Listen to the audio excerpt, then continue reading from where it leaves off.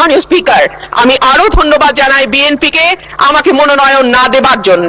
আমাকে মনোনয়ন না দেওয়ার কারণেই আমি বুঝতে পেরেছি বাংলাদেশের টেকনাফ থেকে তেঁতুলিয়া কত লক্ষ মানুষের ভালোবাসা, দোয়া, সহযোগিতা আমার পাশে ছিল। একটা দলীয় গণ্ডির মধ্যে থেকে নির্বাচন করলে এটা বুঝবার সৌভাগ্য আমার হতো না।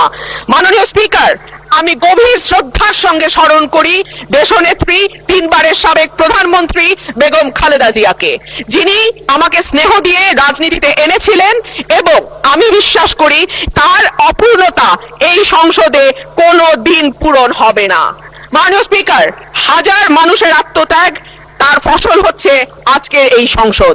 এই মানুষগুলো কারা যাদের আত্মত্যাগের বিনিময়ে আমরা আজকে কেউ মন্ত্রী, কেউ এমপি, কেউ সরকারি দল, কেউ বিরোধী দল হয়ে এসে সংসদে বসেছি? মাননীয় স্পিকার, তাদের স্বপ্ন কি ছিল? তারা জানতো তাদের এই আত্মত্যাগের বিনিময়ে তারা কিন্তু কেউ মন্ত্রী হবে না, এমপিও হবে না।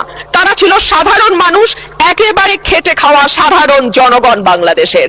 তারা একটা স্বপ্ন দেখেছিল, একটা নতুন বাংলাদেশ তৈরির স্বপ্ন, একটা নতুন রাজনীতি নির্মাণের স্বপ্ন, একটা নতুন চিন্তার জন্ম দেওয়ার স্বপ্ন, এবং সর্বোপরি সকলের জন্য যেই ভীষণ রকম বৈষম্য আমরা দেখেছি গত কয়েক বছর, সেখান থেকে মুক্ত হয়ে সকলকে নিয়ে, সকলকে একসাথে করে একটা বাংলাদেশের স্বপ্ন।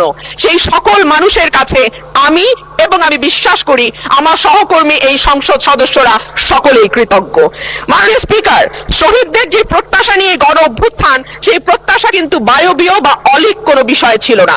এখনো যদি আমরা